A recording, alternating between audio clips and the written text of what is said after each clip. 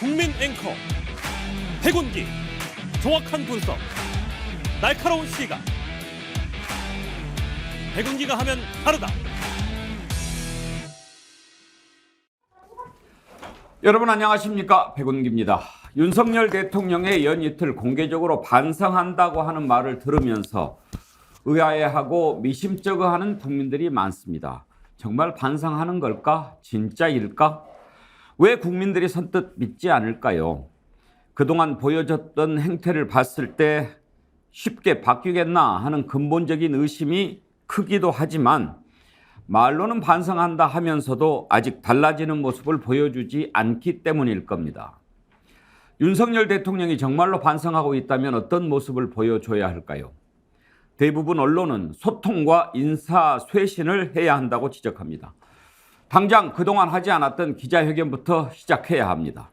국민 앞에 모습을 드러내고 국민들에게 직접 반성한다고 말해야 합니다. 그리고 소통을 가로막았던 인사들을 싹 정리해야 합니다. 그러지 않는다면 반성한다는 말은 공허한 울림에 지나지 않을 것입니다. 생방송 백운기의 정치본색 출발합니다. 유기농 밀가루로 만든 광화문살롱 쿠키 직접 수제 핸드메이드 하고요. 방부제도 안 들어가고요. 첨가제 같은 것도 안 들어가고 순수하게 유기농 밀가루로 다른 재료를 섞어서 하기 때문에 여러분 드셔보시면 아, 건강한 쿠키다 이런 생각 드실 텐데요. 쿠키 종류가 많아서 골라 먹는 재미가 맛있어요. 있고 택배로도 받으실 수 예, 있죠. 예, 근데 맞습니다. 직접 와서 드시면 좋은 게 여기 또 커피가 맛있어서 예. 같이 먹으면 또 맛있더라고요. 자, 네이버에 스픽스 광화문살롱 치셔도 되고요. 스픽스 몰에 들어가시면 여러분들 맛있는 쿠키 건강하게 드실 수 있습니다. 네, 매주 금요일은 심층 토론으로 꾸며드리고 있죠. 오늘은 윤석열 대통령 반성한다고 하는데 정말일까? 그 진정성을 한번 좀 짚어보고요.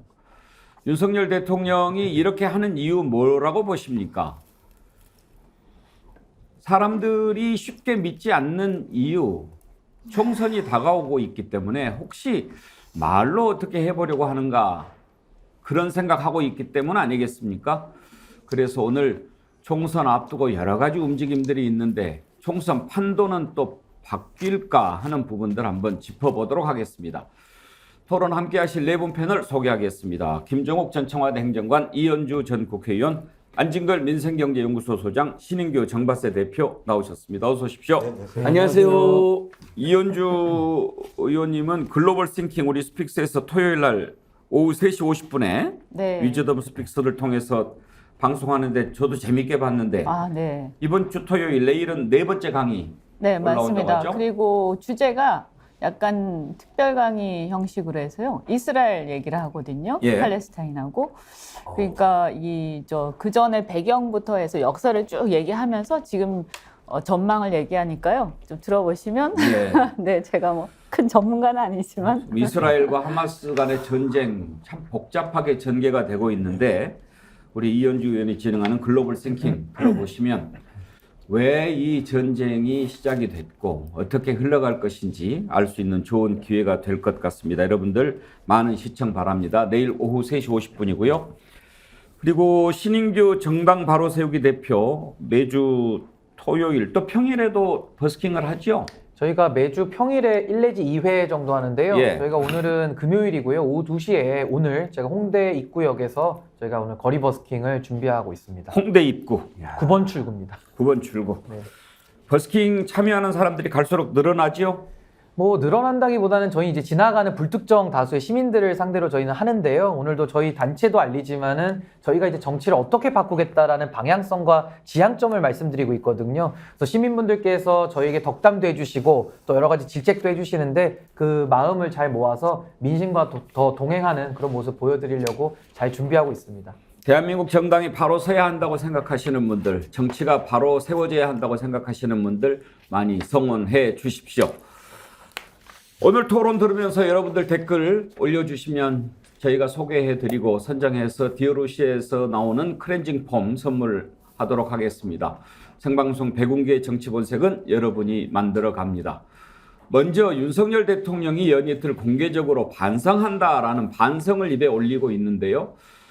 이게 진정성이 있다고 느껴지는지 한번 여러분과 생각해 보도록 하겠습니다. 어제 그제 반성한다는 말을 했는데 한번 들어보죠. 관료 생활을 한 내가 더 전문가니까 외부에서 뭐 가타부타 안 해도 내가 다 안다.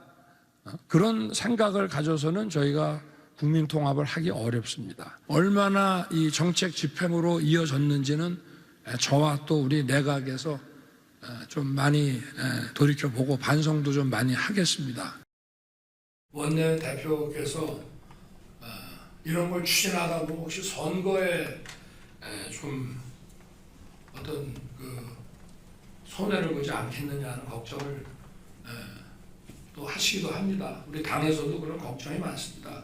그러나 우리가 선거를 위한 정치가 아니라 국민을 위한 정치를 해나가야 되고, 과거에는 소통은 많이 했습니다. 저보고 소통이 좀 부족하다고 하는 지적하시는 분들이 많아서 저도 많이 이제 좀 반성하고 더 소통을 하려고 합니다만은, 소통만 해갖고 되는 게 아니라 추진하면서 소통을 해야 됩니다. 관료 생활을 한 내가 더 전문.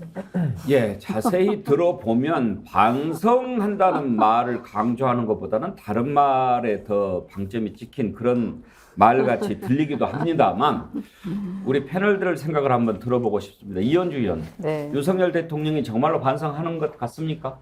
그렇게 안 보여요. 솔직히 말씀드리면 그렇게 해석하고 싶은 희망은 있는데 아주 냉정하게 진단하면 그렇게 안 보입니다. 왜 그렇습니까? 저 말의 주제가 반성이 아니잖아요. 그러니까 저 말의 주제는 소통도 중요하지만 추진이 더 중요하다. 일의 추진이. 예. 그 얘기가 이게 우리가 옛날에 국어 공부 많이 했지만 저 말의 주제가 뭐냐라고 물어보면 그렇게 얘기할걸요. 예. 예. 뭐 하다가 이제 반성 얘기도 나오고 소통 얘기도 나왔지만 다 그것은 부수적인 얘기인 것 같고, 저분이 하고 싶은 얘기는 그건 것 같고요.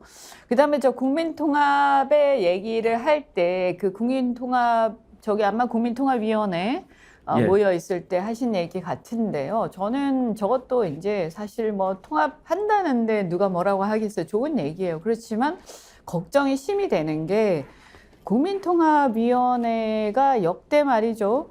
여당 사람들하고 저렇게 모여서 모임한 적이 없습니다. 국민통합위원회는 대개 구성 자체부터 여야를 망라해서 구성을 해왔었고요. 어느 대통령 하에서든 그렇게 해왔습니다. 그래서 약간 중립적인 인사들로 많이 구성이 됐었고, 저기에 사실 하려면 차라리 야당 대표나 야당 지도부를 같이 참석을 좀 초대를 해서 같이 얘기했으면 조금 저는 다르게 보였을 것이다. 그리고 통합에서 이 갈등 문제에 대한 얘기를 좀 진지하게 하면서요. 그죠? 지금 현재 대통령께서 갈등을 계속 일으켜 오신 여러 분야가 있지 않습니까? 뭐 홍범도 장군, 그다음 해병대 사건, 그뿐만이 아니라 경제, 외교 여러 분야에서요. 이런 거에 대해서 차라리 야당이라든가 다른 생각을 하는 사람들의 얘기를 좀 듣는 자리였다면 국민통합이라고 조금 그래도 좀 뭔가 해보려고 한다 이런 생각이 있을 수 있을 것 같고, 그다음 의료도 마찬가지예요. 의료도 지금 또 보면 오늘 보니까 교육부하고 나중에 자세히 얘기하겠지만 기회가 있으면 그 교육부하고 보건복지부하고 또 얘기가 다르고 막 지금 혼선이 빚어지고 있던데, 그 전에 하셨던 거랑 똑같은 행태를 반복하고 있는 거죠. 대통령이 대충 설익은 얘기를 툭 던졌다가 이것을 받칠 수 있는, 이 개혁을 받칠 수 있는 실무적인 현장의 어떤 얘기들이 전혀 조율되지 않은 상태에서 툭 던진 상태에서 나중에 이해관계자들 반발이 일어났다가 결국에 유야무야 되는 이런 상황이 지금 반복되고 있죠. 주제가 반성이 아니라서 진짜 같지가 않다. 김종옥 교수께서는 반성하는 것 같습니까? 뭐 바랄 걸 바라야죠. 왜냐하면 바라기는 해야 되죠. 아니요. 왜냐하면 저는 뭐 조금이라도 변했으면 좋겠는데, 어제 충남대 가서 선거 위한 정치 안 한다. 아니, 국민은 늘 옳다라고 얘기한 이유가 선거에서 지고 난 다음에 거기에 반성적 언어라고 생각을 했는데, 선거를 위한 정치를 안 한다라고 얘기하고, 그다음 더 재밌는 게 R&D 의대 정원 확산 늘리는 거 관련해서 주판을 두드리지 않는다 이런 얘기를 했었어요. 아니 제가 볼 때는 주판을 두드리지 두드려야지. 않는다는 얘기가 말이 안 되는 거죠. 그리고 R&D 문제는 연구자들이 R&D 예산이 줄어들게 되면 국가 경쟁력이 완전히 무너져 버리기 때문에 거의 90%이 반대하는 일이거든요. 근데 거기에 주판을 두드리지 않겠다는 건 야, 내 맘대로 갈 거야 이렇게 말씀하시는 거예요. 그러면 국민이 반대해도 나는 내가 길 간다는 얘기를 한 거기 때문에 이걸 다시 10월 11일로 가면 선거에 져도 내가 길 가겠다라고 이해할 수밖에 없어서 역시 우리 국민들은 바랄 걸 바라야지 그분이 변하는 걸 바라는 건 제가 볼 때는 참 무망하다 이런 생각이 듭니다. 그래요. 지금 두 분 말씀 들어봤는데 정말 진짜 반성하는 것 같지 않다 이렇게 평가하시네요. 다른 두 분은 어떻게 생각하실지 궁금한데 안진걸 소장께서는요. 저도 만약에 진짜 반성과 겸한 성찰이 있었다면 저는 두 명의 이씨 분을 언급했을 거라고 생각합니다. 야당 대표인 이재명 대표와 또 전 국민의힘당 대표였던 이준석 대표를 빠른 시일 안에 만나서 당내 집권 여당의 쓴소리도 듣고 제1야당의 쓴소리도 듣고 필요하면 소수 정당 또는 비판적인 각계 언론이나 시민사회 언론들의 이야기도 듣겠다.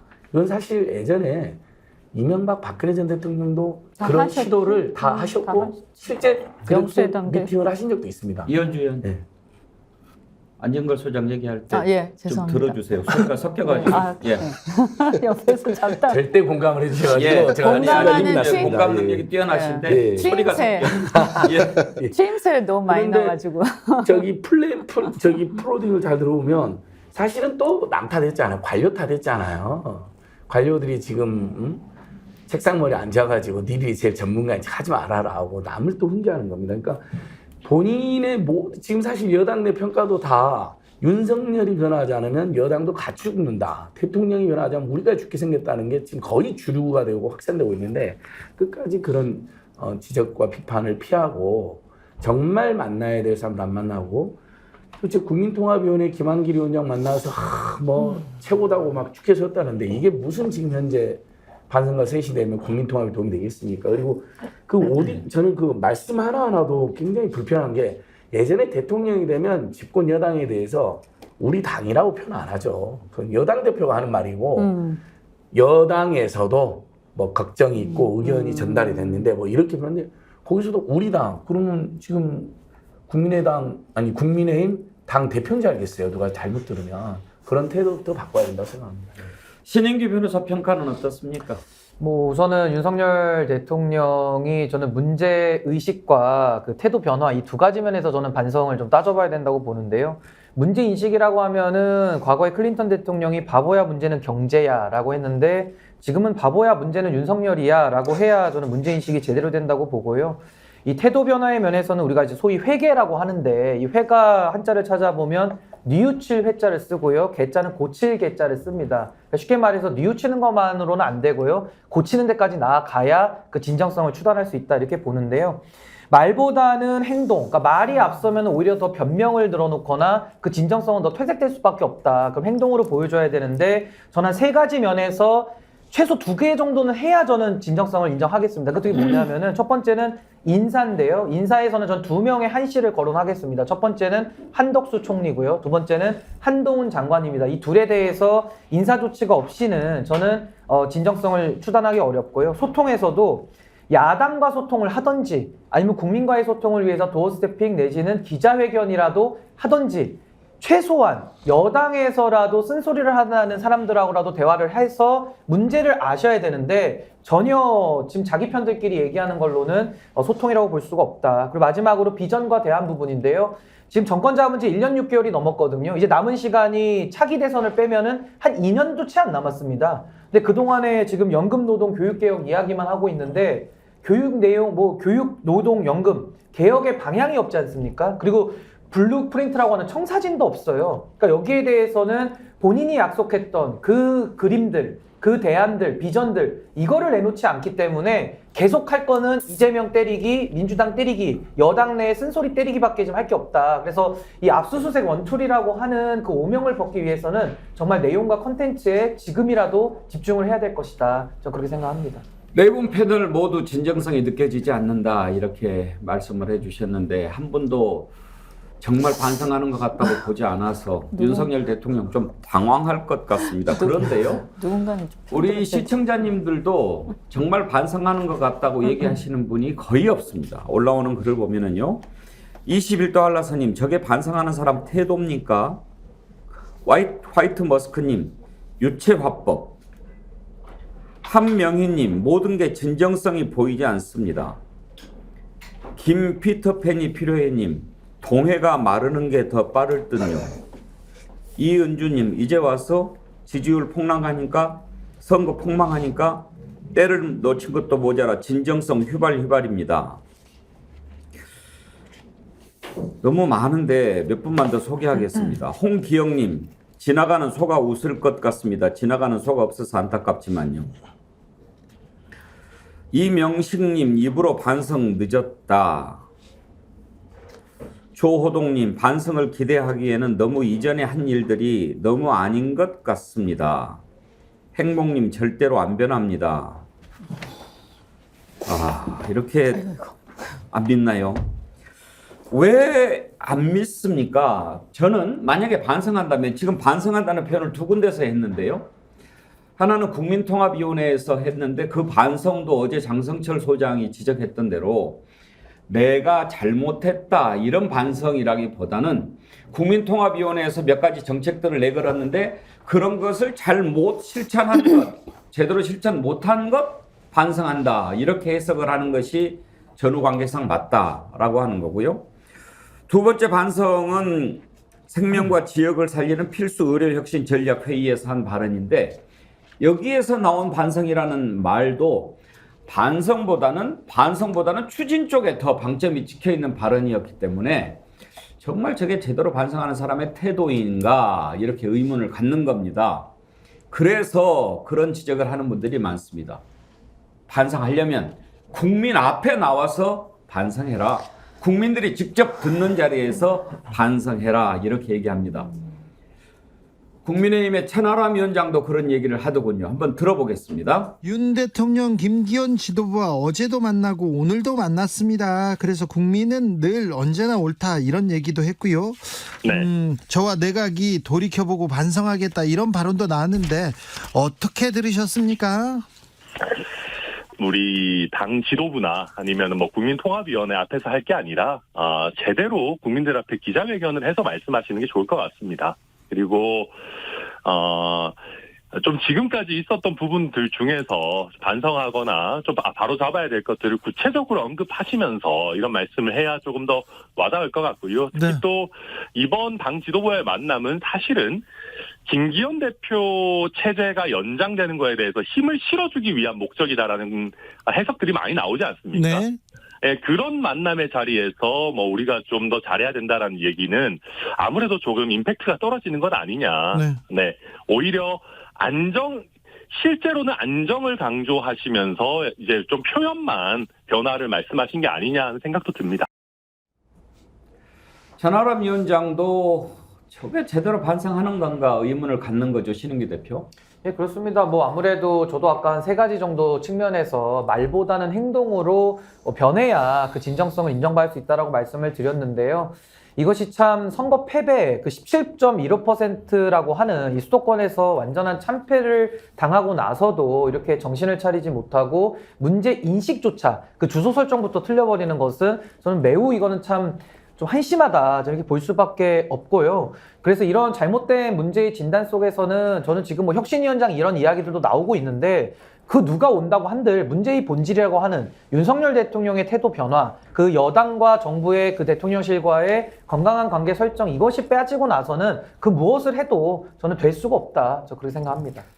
그러면 이현주 의원, 좀 반성하는 것이 진짜입니다 라고 보여주려면 뭐를 하면 되겠습니까? 일단 제가 이렇게 쭉 보면요, 대통령께서는 어쨌든 결과가 객관적으로 나쁘잖아요. 그러니까 바뀌어야 되고 반성을 해야 된다라는 그 명제, 당위는 알고 계신 것 같아요. 우리가 이제 좀 선회를 해주면. 근데 문제는 뭐냐 하면 뭐가 잘못됐는지 그러니까 뭘 반성해야 되는지를 모르시는 것 같아요. 근데 그거를 사실 지금까지 몰랐던 문제이기 때문에 이걸 지금 깨닫게 하려면요, 굉장히 치열한 논쟁과 토론이 일어나야 돼요. 그걸 대통령이 함께 해야 되거든요. 근데 이걸 뭐 국민들 앞에서 다 내놓고 하기는 불편하면 저는 대통령실 안에서라도 아주 치열한 논쟁과 토론이 있어야, 그래서 거의 한 며칠 동안 하루 종일 이렇게 해서 일일이 어떤 사안을 가지고 굉장히 구체적이고 아프게 찝어줘야 이걸 좀 알 듯 말 듯 할 텐데요. 지금 보면 문제가 있고 뭔가 반성해야 되니까 반성 얘기는 꺼내야 되겠고, 근데 뭐가 반성해야 될 건지는 잘 모르겠다. 이런 상황이 되면 이것은 뭐 그냥 시간 좀 지나면 또 다시 도로 아미타불이죠. 예. 어제 21도 한라사님이 52,700원 슈퍼챗 보내주시면서 그런 글 주셨거든요.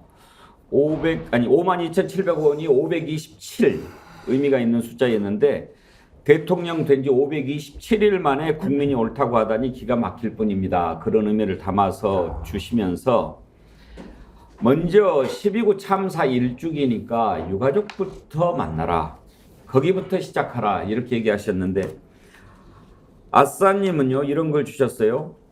날리면부터 인정해라, 그러면 반성 믿겠다, 그런 얘기를 주셨는데, 안진걸 소장, 뭐부터 해야 믿겠습니까? 아까 우리 신기 변호사님은 한 이씨를 이야기하고 저는 두 이씨를 이야기했는데, 사실 순서는 저는 중요하지 않다고 생각합니다.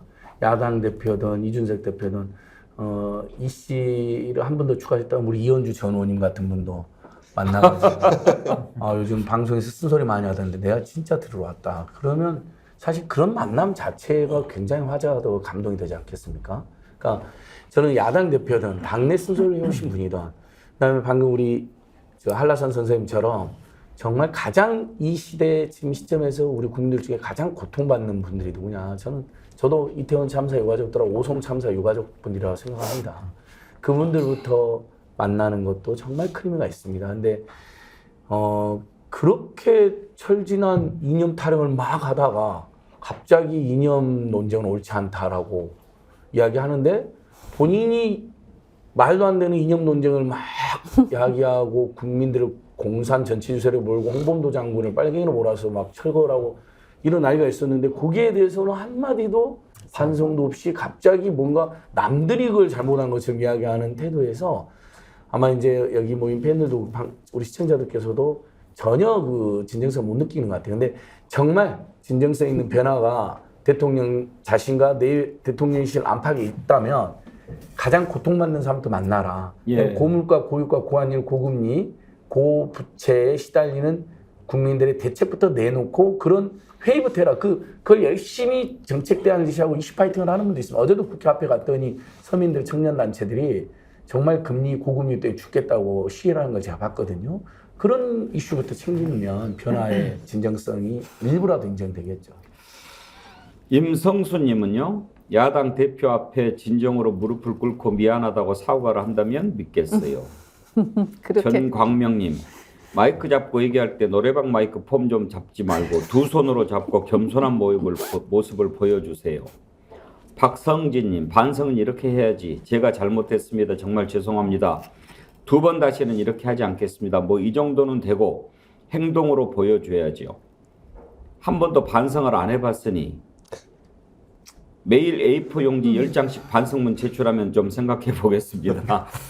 근데 저는 그 윤석열 대통령 요 한 부분은 진짜 반성해야 될 게, 제가 명확하게 알려드리면요. 처음에 후보 시절에 이념 얘기를 단 한마디도 하지 않았습니다.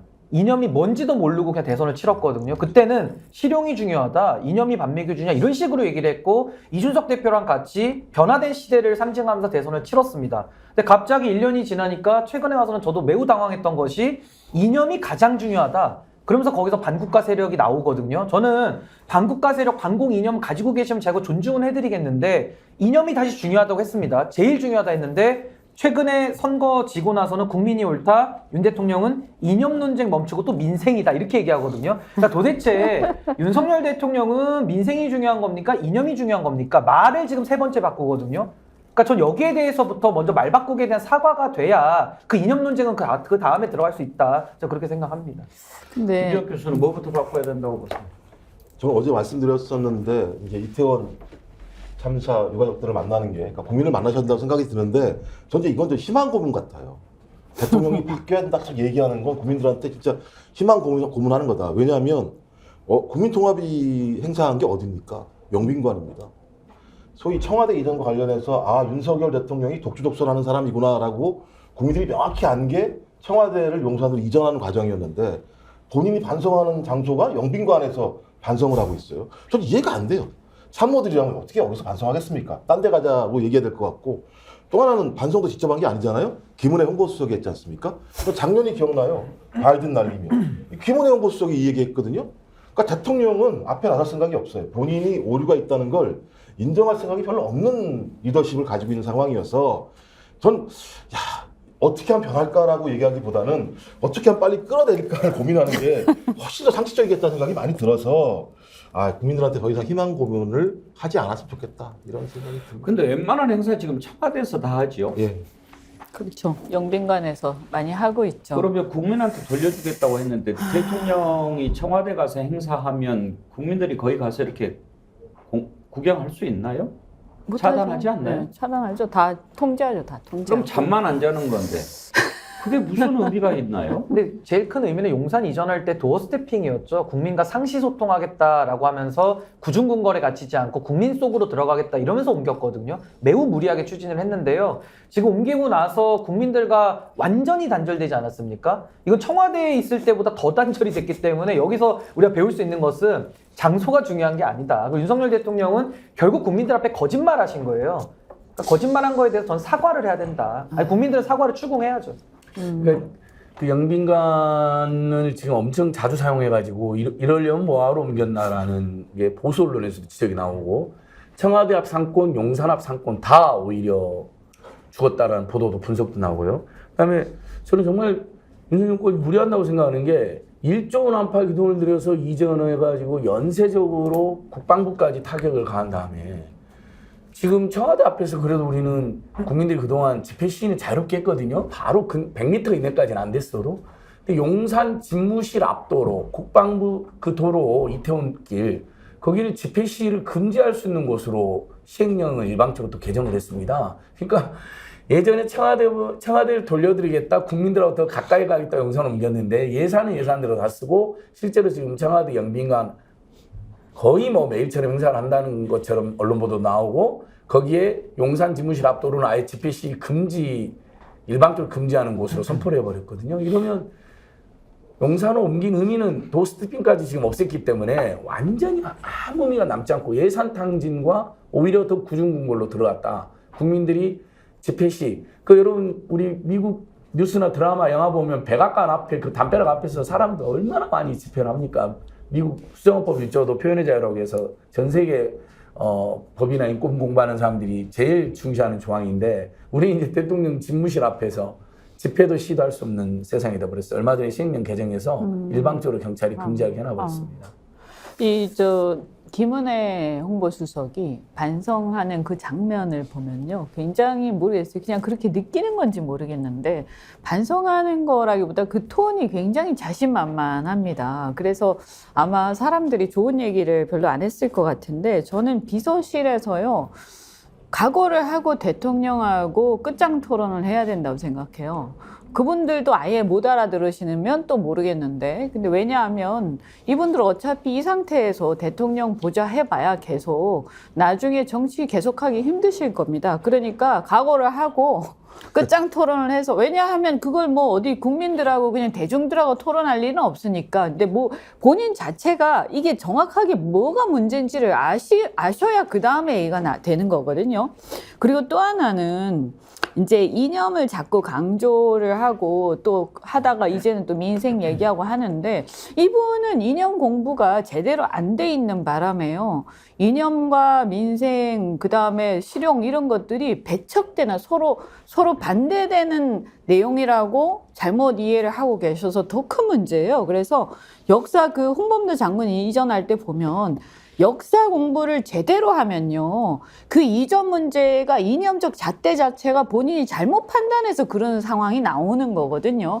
이 이념 자체가 중요하지 않아서 문제이기 이전에 이념을 잘못 판단하고 있는 거예요. 그러니까 이분이 자유가 뭔지도 모르고 민주주의가 뭔지도 모르면서 그것을 떠드니까 본인이 완전히 지금 어떤 혼란 속에 빠져 있는데 이걸 가지고 국민을 가르치려 들어요. 또 이 아주 심각한 문제. 그러니까 이걸 어떻게 이 가닥을 잡아서 교통 정리를 해야 되는데 정말 이 비서실에서 붙들고 한 며칠 동안 나오지 마시고 이게 해결이 되면 나오시고 아니면 다 사표 내셔야 된다 이렇게 생각합니다. 이번 국정감사에서 민주당 이병헌 의원이 공개한 자료를 보면은요.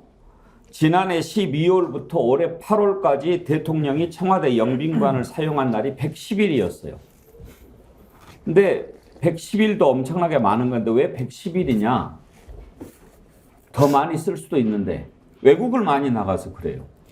이번에도 지금 사우디아라비아, 카타르 가는데 이렇게 외국 많이 나가는 대통령도 참 보기 힘듭니다.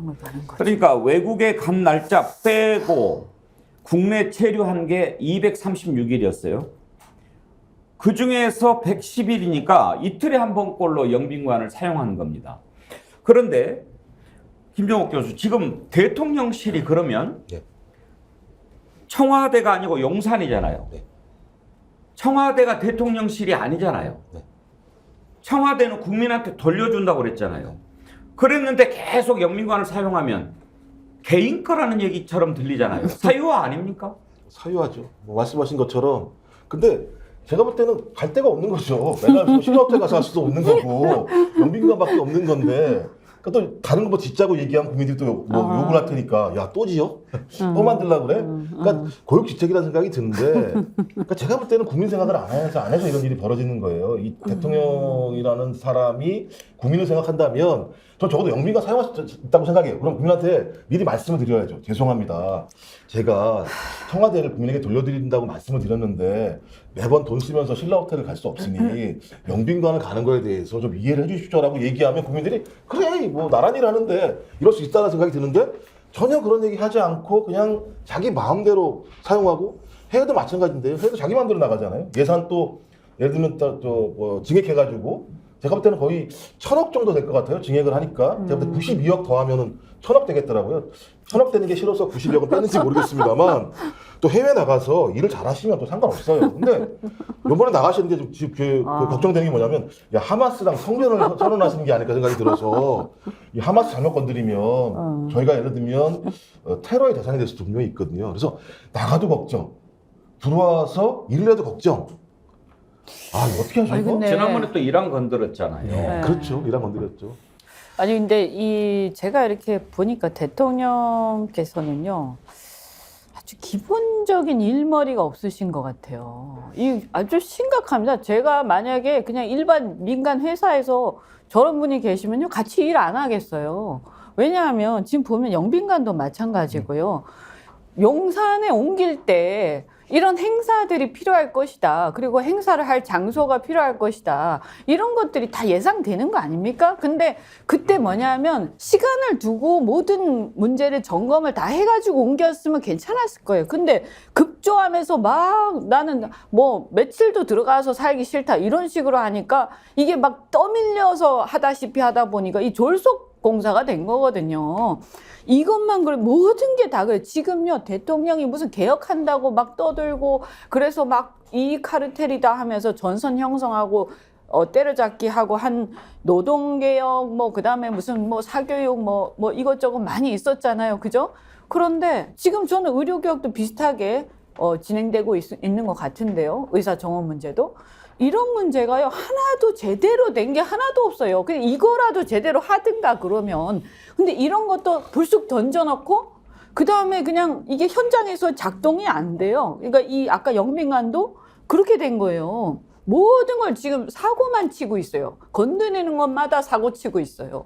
제발 좀 아무것도 안 하고 가만히 계셨으면 그게 가장 좋은 거 아닌가 근데 아마 저도 약간 덧붙이고 싶은데 과학기술 예산 16% 깎여가지고 국회 안팎에서 이분들이 이제 기자회견도 하고 막 적극 반발하거든요. 원래 과학기술 단체들은 정부 비판하는 기자회견이나 집회를 하는 경우가 거의 없습니다. 근데 제가 이걸 몇 번 봤는데 그런데 이제 이 청와대를 관리하기 위해서 뭐 청와대 재단을 만들어서 예산을 뭐 300억을 넘게 투여한다고 그러고 아까 회의 출장 너무 많이 다녀가지고 예비비도 또 몇백억 그러면 국민 입장에서는 지금 예산 깎인 분야가 한두 군데가 아니거든요. 내년도에. 그 뭐 중소기업이나 R&D 하는 분들은 만나기만 하면 그 욕부터 하고 그러더라고요, 요즘에.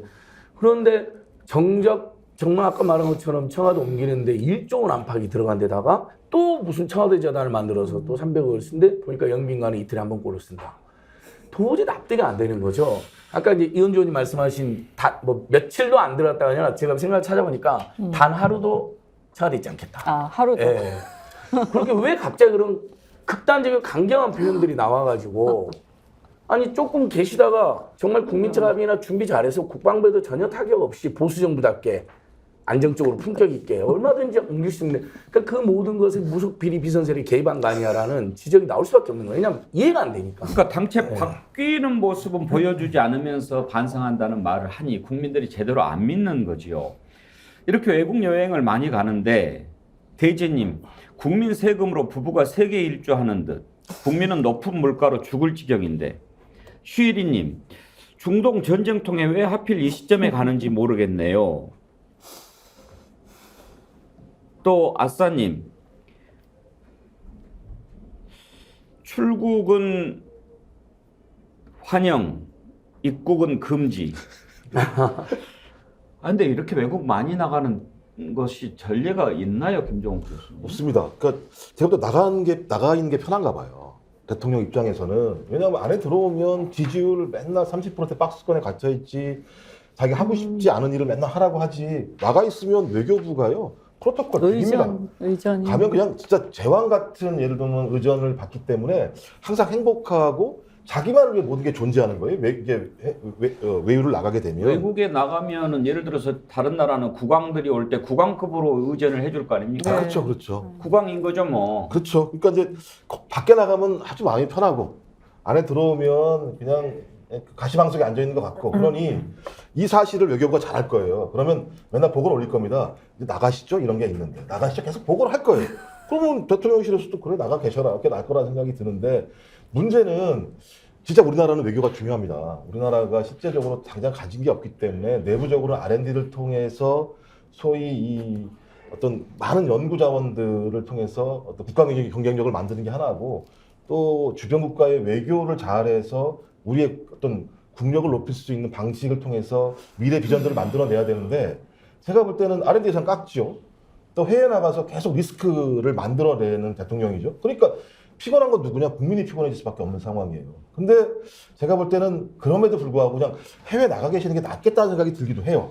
왜냐하면 해외 나가 있으면 국내에서 이렇게 논쟁을 안 벌이잖아요. 이념이 중요하다고 얘기하지는 않을 거 아니에요. 그래서 제일 좋은 게요. 우리 조선시대나 동아시아에서는요. 무위이치라고 그랬어요. 대통령, 아니, 왕은 그냥 가만히 있어라. 백성들이 알아서 하게 하라. 그래서 그냥 앞으로 언제까지든 그냥 가만히 있어라. 국민들이 알아서 하게. 아니, 그 사람이 뭔데 우리가 그렇게 많은 돈을 들여가면서 그분을 왕으로 모시고 아무것도 안 하는 기간을 그렇게 길게 견뎌냅니까? 그 사람이 뭔데요? 아주 웃겨요. 지금 상황을 보면 정말 정신 차리지 않으면 큰 비극을 맞닥뜨릴 것이다 이런 생각이 들고 예전에 보면 유럽 같은데 예를 들면 대통령이 유럽 국가들은 다 붙어 있잖아요. 그러니까 대통령이 유럽 순방을 가면 한 군데 가는 게 아니라 여러 군데를 유럽 전체 유럽연합의 국가들을 묶어가지고 한꺼번에 가요. 근데 지금 보면 한두 나라 이렇게 갔다가 또 다시 좀 있다가 또 한두 나라 딱 갔다가 두세 나라 갔다가 이런 식으로 하거든요. 지금 중동도 몇 번째 지난번에 갔잖아요. 바로 몇 달 전에. 그런데다가 지금 전쟁이 확전될까봐 전전긍긍하고 있는데 바이든 대통령도 아니고 자기가 왜 갑니까 거기에. 그 가가지고 말 한마디 잘못하면 상황을 더 복잡하게 꼬이게 만들 거란 말입니다. 그러니까 진짜 저도 납득이 안 되는 거예요. 올해 해외 순방 예산이 작년에 국회에 통과된 게 249억이거든요. 근데 예비비로 지금 328억을 추가로 하면 국정 운영을 작년에 분명히 해외 순방 계획했을 때는 249억 안팎이었을 거랍니다. 근데 어떻게 올해 갑자기 본 예산보다 예비비가 훨씬 많게 통과, 이런 경우는 단 한 번도 없는 것 같아요. 거기에 숨겨진 해외 순방 프레스센터 지원 예산 88억이 또 있다고 하니까요. 400억이 넘는 예산을 추가로 쓰는 건데 이것은 그럼 작년에 분명히 계획이 없었다는 거잖아요. 국정을 이렇게 운영하면 안 되죠. 그리고 지금 계속 국민들께서 우리 댓글에도 마찬가지지만 지금 한국 경제와 민생에 대한 전망이 최악입니다. 상저하오라고 계속 추경호 부총리는 이야기했지만요. 지금 모든 지표는 상저하저입니다. 내년도 전망도 안 좋습니다. 근데 대통령이 정말 챙겨야 될 민생과 경제와 우리 국민들의 삶은 어디로 가고 이렇게 회의 순방만 즐기는 건지 저는 좀 정말 막 절규가 터져나오려고 그러네요. 제시방님 본인 입으로 말했잖아요. 해외 나가면 스트레스가 다 풀린다고요. 그저 국민들만 불쌍할 따름입니다. 또 이런 글도 주셨어요. 너무 잦은 해외여행 때문에 따라가는 기자들 경비로 언론사도 죽을 지경이라고 합니다. 맞아요. 그러겠네요. 그렇겠네. 스파픽스 하이님, 외유성 해외 나가는 거 심각합니다. 민주당은 제발 이 부분 문제 제기하고 예산 편성에 참고해 주세요. 대통령 나가서 쓰는 것만큼 벌어오는지도 모르겠네요. 그런 걸 주셨고요. 아싸님은요. 진정 반성한다면 6개월 해외 순방 자제 선언하고 6개월 금주 선언하면 믿겠습니다.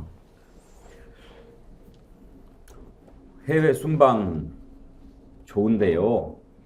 가서 정말 국민들이 공감할 만한 성과 얻어오면 누가 뭐라고 하겠습니까? 그런데 가서 말 실수하고 더군다나 김건희 여사 명품샵 쇼핑하고 이런 거 나오면 국민들이 어떻게 생각하겠습니까? 신은기 변호사. 저도 뭐 대통령의 뭐 해외 순방 또 내지는 김건희 여사가 함께 가면서 명품 쇼핑이나 하고 이제 이런 모습들이 국민들의 마음에 엄청난 상처가 되죠. 사실은 지금 민생 경제가 너무 어렵고 대한민국의 장래가 지금 보이지 않는 이런 상황 속에서 대통령이 그 현실의 문제를 해결할 최종 종착지거든요. 근데 본인이 본인의 해야 할 그 책무를 방기하고 저런 식으로 해외 순방만 다니는 것도 거의 국민들이 이제는 거의 조롱 단계에 왔다고 봐요. 그냥 놀러 다닌다 이제 이런 식으로 바라보고 있을 수밖에 없는 것인데 그렇다면 왜 이런 문제가 왔는가 여기에 대해서 좀 진지하고 심각하게 좀 고민을 해야 되는데 저도 지금 아까 우리 네 분 다 말씀하셨다시피 기대하는 사람이 없지 않습니까? 아마 국민들의 민심과 여론이 이렇게 싸늘할 텐데 저는 윤석열 대통령도 양심이 없다고 저는 보지만은 그 주변에 있는 참모들도 그런 식으로 국가에서 월급이나 받고 본인들 자리나 몸보신이나 할 것 같으면은 똑같이 다 양심 없는 사람들이거든요. 그래서 저는 이 세력들에 대해서는 국민들께서 우리가 민주주의 국가 하에서는 정말 똑똑하게 기억했다가 정말로 그 책임을 엄중하고 저는 매우 무겁게 전 물어야만 할 것이다. 저 그렇게 생각합니다. 보궐선거를 통해 민심을 보여줬는데도 바뀌는 모습을 보여주지 않으니까 국민들 마음도 싸늘해져 갑니다. 갤럽 여론조사 오늘 나왔는데요.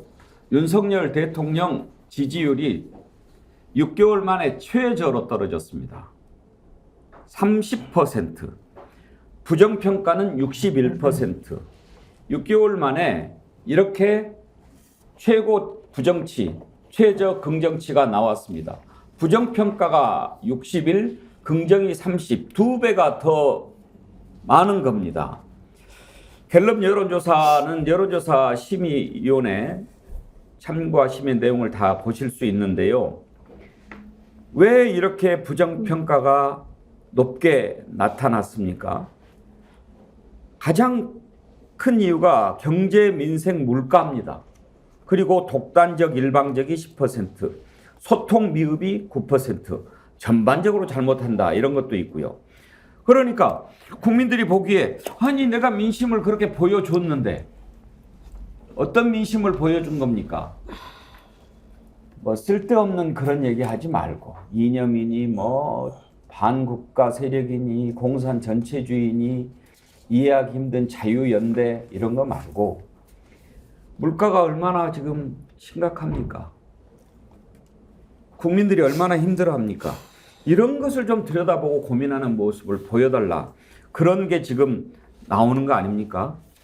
자, 그러면 지금 어떻게 됩니까? 이제 총선이 다가오고 있는데 국민의힘 또 여권 비상이 걸릴 수밖에 없습니다. 이래가지고 선거 치를 수 있겠나? 어제 시간이 없어서 소개를 못 해드렸는데 뉴데일리 여론조사 한번 살펴볼까요? 일단 정당 지지율 한번 보도록 하겠습니다. 네, 어제 그 뉴데일리 여론조사 준비했던 거 한번 좀 띄워봐 주세요. 그러면서 지금 국민들이 걱정을 많이 하고 있는데 일단 뭔가 변화가 좀 있지 않을까 하는 그런 지금 나와놨네요. 내년 총선이 어떤 선거가 될 거냐 하는 것에 대한 질문인데 정부 여당에 대한 평가냐 야당에 대한 평가냐 60.6 대 29.1 여당에 대한 평가라고 얘기합니다. 이건 뭐 거의 그렇지 않겠습니까? 또 다른 내용을 한번 보여주시겠습니까? 3선 이상 출마 어떻게 생각하느냐 하는 거 있습니다. 여기에 대해서도 3선 이상은 공천이나 출마 제한해야 된다가 68.5, 그럴 필요가 없다 22.9, 기존 정치에 대해서 매우 부정적인 인식을 갖고 있는 것을 볼 수가 있습니다. 또 다른 내용이 있습니까?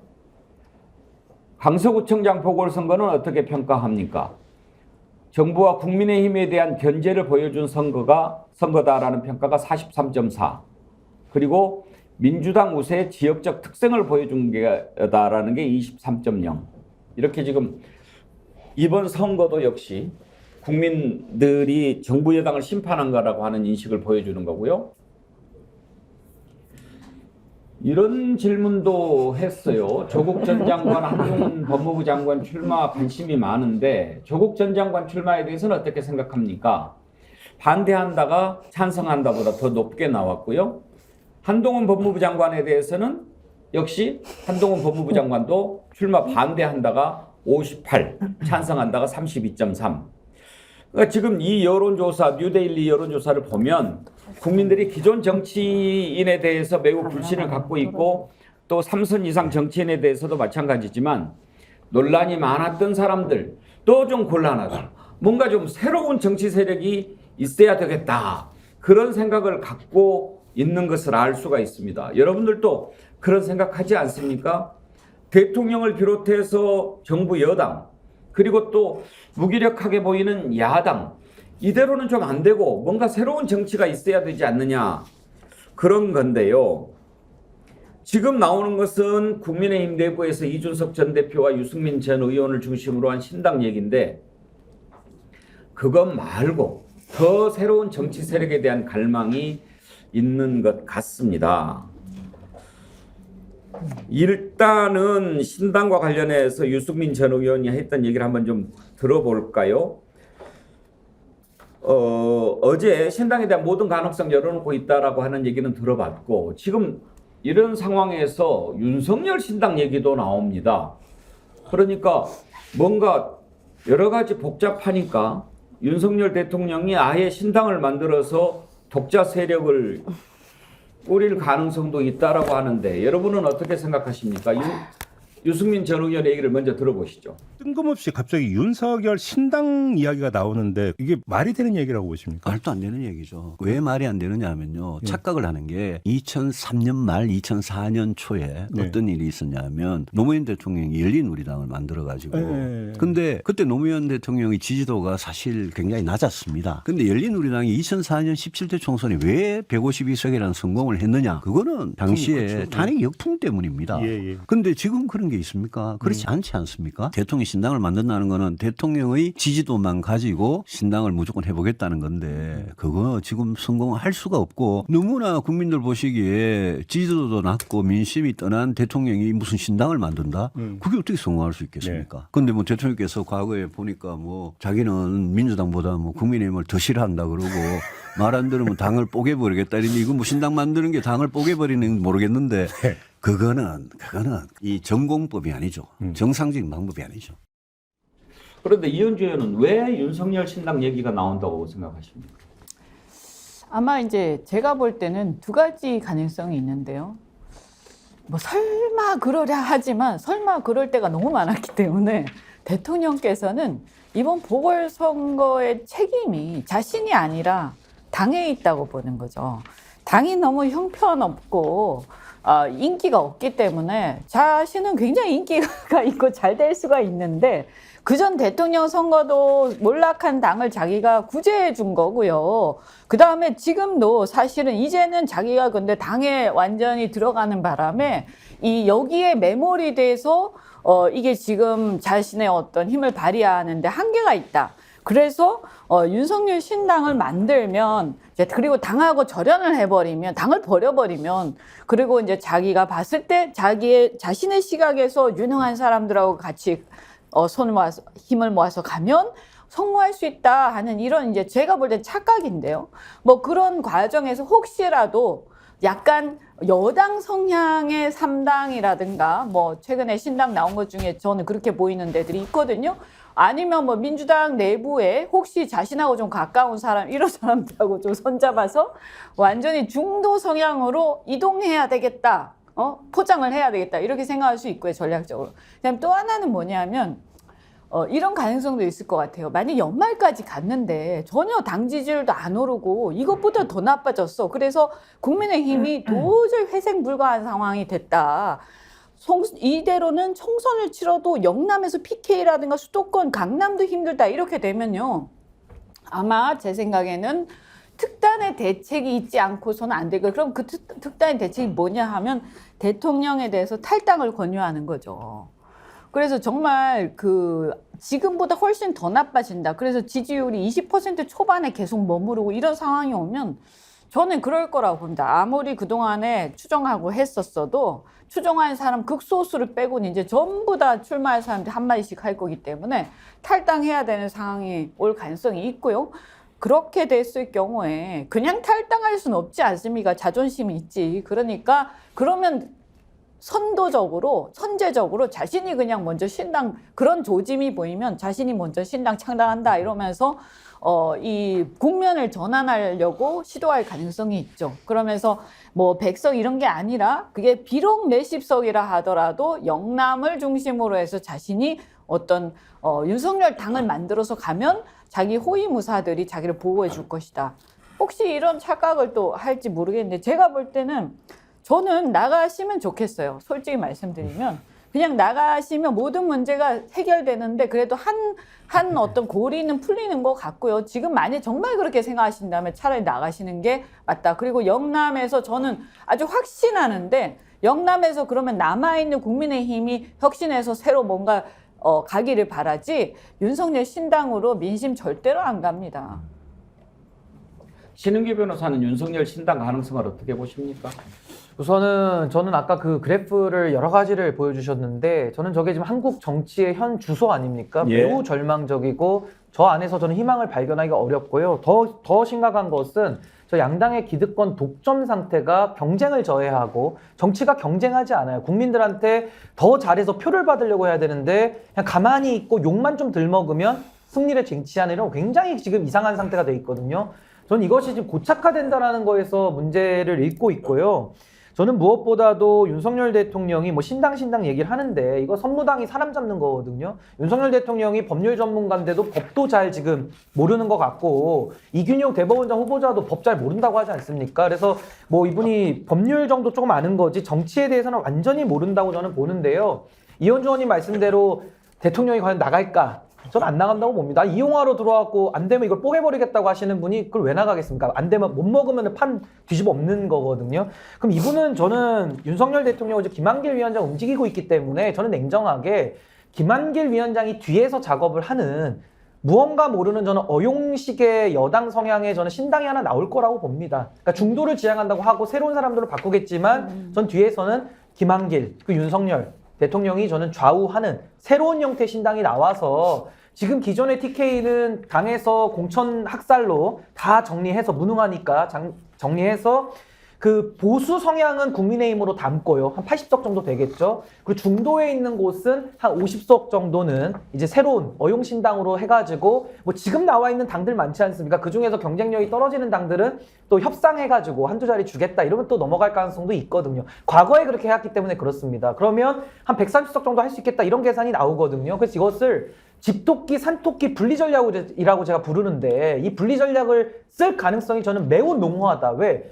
지금 국민의힘 안에서 혁신위원장을 누구를 안 칩니까? 아니 김기현 당대표가 선거 참패의 주 원인인데 주 원인을 놔두고 뭐 부분만 개혁해가지고 개혁이 됩니까? 그리고 제가 아까도 말씀드렸다시피 지금 보수 진영, 이 윤석열 대통령 체제하에서 문제의 핵심은 윤석열이거든요. 근데 이분을 해결하지 않고서는 답이 없는 겁니다. 그래서 저는 매우 이거는 한국 정치사에도 아주 그냥 이거는 비열한 전략으로 기록이 되겠습니다만은 저는 이 집토끼 산토끼 분리 전략을 쓸 가능성이 매우 농후해 보인다. 국민들 속으시면 안 됩니다. 윤석열 신당 가능성은 높지 않다. 그러면 이준석, 유승민 이렇게 윤석열 대통령한테 당했던 사람들이 신당을 만들 가능성은 어떻게 보십니까? 뭐 저는 그런 부분은 매우 열려 있다라고 생각은 합니다. 물론 이제 그 정치 지도자들이 어떤 선택을 하고 결정을 하는지는 좀 기다려 봐야 되겠습니다만은 아마 국민들께서 지금은 뭐 1번이든 2번이든 누구든 찍고 싶지가 않다. 그리고 투표를 자발적으로 포기하는 거야 우리가 어쩔 수 없지만은 정말 누군가를 찍고 싶은데 1번을 찍어도 절망이고 2번을 찍어도 절망인데 새로 나온 세력들도 다 싫다는 거거든요. 그럼 그럴 때는 그래도 국민들이 지금 지지를 보내고 신뢰를 보내고 있는 세력들은 아무래도 어떠한 국민들의 뜻을 담을 수만 있다면 저는 그런 가능성도 저는 배제할 수는 없다. 저는 그렇게 봅니다. 내친 김에 정바세가 신당의 주역이 될 가능성은 어떻게? 아니 뭐 저희 단체를 저한테 물어보셔서 좀 그렇긴 합니다만은 저는 원래부터 대한민국 정치가 전 이대로는 안 된다라고 저는 믿고 있는 사람이고요. 저는 새로운 정치 세력의 출현을 저는 간절히 바라고 있는 사람입니다. 근데 제 눈에 봐도 지금은 누구를 지지하고 싶은 세력이 없거든요. 그래서 그렇다면은 이 답답한 사람이 우물을 판다고, 그러니까 결국은 그건 저희도 뭐 많은 시민분들의 힘이 모여지면은 그것도 가능한 일인데요. 저는 만약에 새로운 정치 세력이라고 한다면요, 대전제가 두 가지가 필요합니다. 예. 내용도 새로워야 되고요, 외피도 새로워야 됩니다. 그 두 가지가 새로워야 새롭다고 하지. 내용은 그대로인데 보통은 포장지만 바꾸거든요. 그럼 포장지 뜯어보면요, 그대로 옛날 게 또 들어있습니다. 국민들께서 이제 학습 효과가 많으셔가지고 이제 더 이상 속지 않거든요. 그래서 저는 까다로워진 소비자의 눈높이를 맞추기 위해서는 이제 새로운 이제 뭐 신당을 하든 뭐 새로운 정치 세력 만들겠다는 사람들은 저는 많은 품질에 대한 연구를 해야 된다. 그래서 저는 연구 중입니다. 열려 있다. 뭐 근데 흔히 이렇게 쓰는데 하실 것 같으네요. 저는 근데 우리 신기 변호사님이나 이원주 전 의원님 같은 분들이 신당 만들면 파괴력이 꽤 있을 것 같아요. 제가 이렇게 범진보 개혁진 분들 만나거나 촛불 시민들 만나면 그런 얘기를 하십니다. 저분들은 민주당보다 더 제대로 윤석열 정권에서 비판을 가하는 경우가 많다. 저런 분들이 합리적 보수나 또 중도세를 모으면 꽤 파괴력이 있는 거 아니냐. 그런 얘기를 많이들 하시거든요. 그러니까 정말 말도 안 되는 신당 만들려고 하는 분들 말고요. 또 뭐 조정훈 의원처럼 뭔가 뭐 새로운 가치를 하겠다더니 완전히 극우 극단주의 정당에 와서 품에 안기는 그런 짓 말고요. 정말로 줏대 있고 품격 있는 중도 보수 정당은 저는 정말 국민의힘당의 건강한 변화를 위해서도 나중에 그분들이 국민의힘당을 흡수하는 게 있더라도 그렇게 하는 게 한국 사회나 정치에 왔을 때 설령 그게 민주당이나 야당이 총선에서 고전환이 한 있더라도 정말 우리 정통 보수 정치 세력들은 대재편할 필요가 있다. 그래서 신기 변호사님이 신당 만들면 저부터 응원하려고 아니 근데 합니다. 저는 요건 굉장히 중요한 부분이라 보는데요. 지금 저는 정치인들이 민심을 읽는데 얼마만큼 지금 분주한가 먼저 여쭙고 싶고, 국민들께서 안철수를 불렀잖아요. 그거 자체가 안철수 의원이 그때 당시에는 가장 정치랑 멀 것 같고 가장 그래서 양심적으로 봤던 겁니다. 반대로 말하면 기성 정치가 가장 떨어지기 때문에 그렇게 한 거거든요. 최근에도 보시면은 윤석열, 이재명, 윤석열 이 두 분 다 여의도 경험이 없는 분을 대선 주자로 올려서 했습니다. 물론 윤석열 대통령을 뽑아놓으니까 정치를 너무 몰라서 지금 이제 국민들이 답답한 건데, 그래도 기본적인 마인드는 기성 정치, 그러니까 쉽게 말해서 여의도에서 했던 분들이 중심이 돼서 뭘 한다 그러면 저는 국민들이 마음을 열 수 있을까요? 그동안도 너무 많은 사례들이 있었고, 최근에도 조정원 의원 같은 분이 삼지대를 또 한다면서 표방을 하다가 쉽게 말해 어용이죠. 그러다가 갑자기 삼지대 없다 이래버리고서 국민의힘에 기어 들어가지 않습니까? 그분은 여당 바라기죠, 여당 바라기. 그러니까 이런 여당 해바라기들이 판치고 있는 이런 한국 정치 사회에서 이분 지금 국회의원 아닙니까? 양심이 없는 사람이죠. 이런 사람들이 하고 있는 상황 속에서 국민들이 기성 정치인들 믿어줄까요? 저는 절대 안 믿어준다고 봅니다. 그래서 저는 완전히 새로운 게 나오지 않는 한은 매우 어려운 조건이다. 이게 그 윤석열 대통령이 중도 신당을 이제 김한길 대표를 통해서 만들어가지고 뭐 그렇게 이제 제가 아는 정보로는 그 국민통합위원회 일각에서 그런 준비를 하고 있는 것 같긴 해요. 근데 과연 그게 이제 현실화될 수, 왜냐하면 그 사람들도 바보가 아니기 때문에 지금 상황을 보고 아마 이번 보궐선거 결과를 보고 좀 주춤할 가능성도 있다라고 저는 보는데. 문제는 뭐냐면 이미 국민들이 다 알아요. 예를 들어서 거기 누가 주도를 하는데 국민통합위원회 소속이었다라던가 뭐 이렇게 관계가 다 금방 정보를 알 수 있지 않습니까? 그렇게 되는 순간 이제 어용정당으로 찍히는 거고요. 지난 대선에서 어떤 일이 있었냐면 윤석열 대통령이 중도 인물인 줄 알았어요. 사람들이 처음에. 근데 그냥 나중에 들어오고 나서 누구랑 손을 잡냐 하면 완전 극우 인사들하고 손을 잡아버려요. 그러면서 이게 어떻게 이 지형이 바뀌어버렸냐 하면 그 당시에 이제 굉장히 보수 색깔이 강했던 홍준표 후보가 후보 밑으로 오히려 중도 성향의 지지가 몰려버린 거예요. 사람들이 다 윤석열 대통령 쪽으로 그 후보를 떠나면서. 그래서 나중에 끝에 가서는 극우 성향의 윤석열 후보를 지지하고 홍준표 후보를 갖다가 그 중도 성향들이 지지하는 쪽으로 바뀌어버렸거든요. 그러니까 국민들이 금방 아는 거예요. 그래서 이번에도 똑같아요. 중도 신당 만들어도 결국에는 윤석열 대통령하고 관계가 있다 이렇게 되는 순간 이게 전부 지지층이 바뀝니다. 그 유튜버들이라든가 극우 세력들이 그 사람들 지지할 거예요. 그래서 맞습니다. 이거는 뭐 저는 말도 안 되는 얘기니까 실패할 것이다 보고요. 지금 현재 지형을 보면 이번 보궐선거 때 보니까 너무나 국민들의 분노가 커진 나머지 반윤이 한 60%를 넘어버렸어요. 아까 우리 갤럽 조사에서도 보지 않았습니까?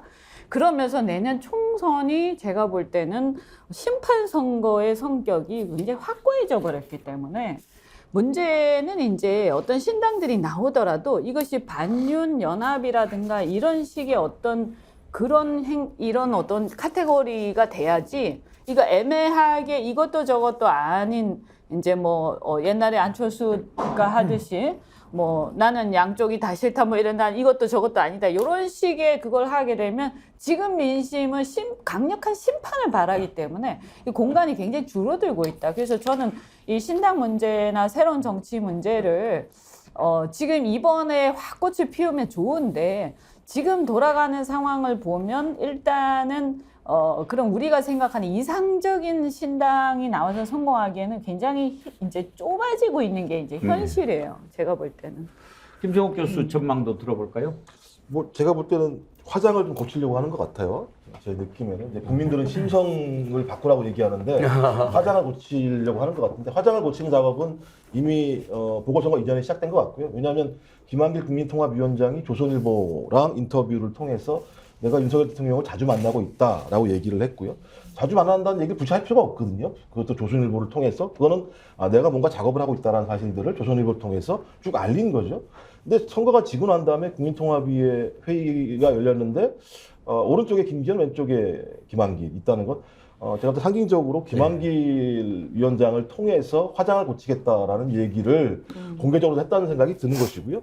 그럼 언제 할 거냐? 김기현 체제를 마지막까지 다 이제 써먹다가 저는 12월쯤 되면 비대위 체제를 갈 수도 있겠다 생각을 해서 비대위의 얼굴을 김한길로 하면서 국힘의 아주 수구적인 이미지를 뒤로 빼고 그다음에 윤석열 대통령도 뒤로 좀 빠지고 그다음에 민주당에 있는 일부 의원들을 빼오는 방식을 통해서 야 우리가 좀 탈색을 했어라는 얘기를 통해서 그러니까 선거를 이기겠다는 개념이 아니라 압도적인 패배를 막겠다라는 개념으로 접근할 수 있는 가능성이 되게 있다는 생각이 드는데 문제는 국민들이 잘 알아요. 화장 고치라는 얘기가 아니잖아. 너 심보를 고치라는 얘기잖아. 그리고 이미 국민들은 민주당에 대해서 2번 정도 응징 투표를 했습니다. 대선과 지방선거에서. 이번에는 제가 볼 때 이현주 의원님 말씀하신 것처럼 심판, 분노 투표가 될 수밖에 없는 상황이에요. 근데 그런 선거판에서 화장을 고쳐서 성공할 수 있다? 소위 재건축을 해서 성공할 수 있다라고 생각하는 건 매우 예를 들면 부자들의 심보 같은 발상이라는 생각이 들기 때문에 실패할 가능성이 높습니다만 저는 김한길 통합위원장이 대통령과 그렇게 자주 만난다면 아마 김한길 기숙자 김한길의 이야기에 윤석열 대통령은 혹 넘어갔을 거라는 생각이 들고 거기에 또 다른 하나의 기술자가 있죠. 검찰이라는 기술자가 있죠. 검찰이나 기술자를 통해서 일부 의원들이 이동할 수 있겠죠. 좀 그런 정도의 화장을 고치려고 하는 것 같은데 뭐 고쳐봤자. 근데 저는 이제 우리 신인규 변호사님 항상 지적이 아주 뼈아프다고 생각하는 게 이제 댓글에는 양비론이라고 지적하는 분들도 있습니다만 양비론 중에도 질 좋은 양비론이 있거든요. 왜냐하면 여야 고쳐야 될 점을 공의 또는 여야 모두가 불신하는 부분을 정말 객관적으로 지적하면 그런 양비론은 영양가 좋은 양비론입니다. 그냥 무책임한 양비론이 아니라 예를 들면 이번에 이제 저는 지금 이제 우리가 그 신당 윤석열 신당 나와봐야 별 의미는 없을 거다. 뭐 그런 진단 다 찬성하고 좋은데 그럼 민주당 제1야당의 혁신에 대해서는 정말 저는 중요한 국면이 왔다고 생각합니다. 이번에 이제 진교훈 후보가 17% 여기서 이겼으니까 민주당 현역 의원들이나 중진 의원들 상당수가 이대로만 가면 우리가 되는구나 뭐 하면서 심지어는 공천혁명, 뭐 세대교체, 정치혁신 없이 그냥 이대로 자신들이 배지 한 번 더 다는 위주로 이재명 대표까지 압박을 해서 또는 그렇게 대충 타협을 해가지고 민주당의 혁신과 제1야당의 분발을 바라는 민심을 무시하려고 하는 움직임이 보여요. 강서구청 보궐선거를 보고. 근데 저는 민주당 지지자들이 진짜 깜짝 놀랄 이야기를 하나 해드리고 싶은데요. 민주당이 신인규 변호사님이 이야기하는 그런 민주당에 대한 강력한 비토층이 분명히 있는데 그걸 개선 안 하면요. 저는 다음 총선 굉장히 어려울 수 있다 봅니다. 여기가 강서구가 야당에게 평소에 원래 조금 유리했던 곳인데 최근에는 안 그랬지만 거기에 김태호라는 어떻게 보면 가장 많은 하자가 있는 후보가 나오고 진교훈이라는 나름대로 행정 경험이라도 여러 캐리어가 인정된 분이 나와서 압승한 거 맞지만 39%는요. 만약에 국민의힘에서 조금 국민의힘 표가 많이 나오는 지역에 괜찮은 후보가 나오면 45%는 바로 나옵니다. 그럼 민주당 후보가 45% 안 되는 경우는 우르르 떨어져요. 예전에 허인혜 씨 12표로 졌죠. 문학진 전 의원 3표로 진 적도 있거든요. 근데 지금 이제 우리가 국면이 보니까 윤석열 정권과 집권이나 많이 비판하지만 민주당이 정말 대혁신하고 참신하고 유능하고 윤석열 정권에도 제대로 쓴소리하고 그러면서 민생 문제, 경제 문제에 대해서 정말 천착하는 그런 사람 아니라 기존의 중진들, 기존의 기득권 하대에 있고 구태에 물든 현역원들 대충 공천하면 저는 수도권에서는 우르르 떨어질 수도 있다. 그래서 민주당의 혁신도 반드시 같이 해야 된다. 이런 문제의식이 아주 강합니다. 윤석열 신당이 만들어질 수 있을까? 대체로 부정적인 의견을 많이 얘기해 주셨는데 신당 얘기가 꾸준히 나오는 것은 지금 국민의힘 가지고는 안 되겠다 하는 평가가 많기 때문 아니겠습니까? 데일리안 여론조사를 한번 좀 보겠습니다. 데일리안 여론조사가 왜 좀 의미가 있는지는 일단 여론조사 결과를 보고 그 다음에 설명을 드리겠습니다. 데일리안이 여론조사 공정에 의뢰해서 지난 16일부터 17일까지 조사한 내용인데요.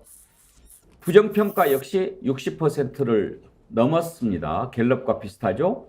긍정은 37.0인데 자 이것도 역시 이제 부정이 앞서는 것을 알 수 있습니다만 이 여론조사 공정은 많은 분들이 정말 저 여론조사 공정한가라고 의문을 던졌던 기관입니다. 왜냐하면요 모든 여론조사에서 윤석열 대통령이 40% 이하를 꾸준히 찍을 때 여론조사 공정에서 유일하게 40% 이상 나오는 여론조사 결과를 내놓았거든요. 42.4, 42.6, 41.8 보시면 아실 수 있습니다. 그 공정 여론조사마저도 이번에 여론조사를 해보니까 부정이 60을 넘고 긍정이 30%대로 내려왔다는 것 이것을 좀 주목해 볼 필요가 있다라고 하는 거고요. 공정해요. 실질적인 운영 배후가 목사님들이시거든요. 기독교계 아주 이렇게 오른쪽에 있는 기독교계가 많이 관여하고 있는 곳입니다. 그래서 태극기 세력들하고 굉장히 긴밀히 연결이 돼요. 공정이 아니라 경정 아닙니까? 그러니까 이제 저게 처음 생긴 것은 문재인 정권 때 이제 야당일 때는 이제 나름대로 이제 저항 정신에서 생겼는데 지금은 이제 완전히 친정부화돼 있는 거죠. 어느 한 여론조사 기관의 신뢰도를 제가 평가할 수는 없고 다만 그동안 여론조사 기관 공정에서 내놓았던 수치들이 다른 여론조사 기관이 30%대라고 조사 결과를 내놓았을 때 거의 유일하게 40%대를 제시했던 그런 여론조사 기관인데 이번에 나왔던 여론조사는 그것마저도 30%대로 내려갔다. 여기를 좀 주목할 필요가 있다라는 말씀을 드린 거고요. 내년 총선에 어느 정당 후보한테 투표하겠느냐 이런 질문을 던졌더니요.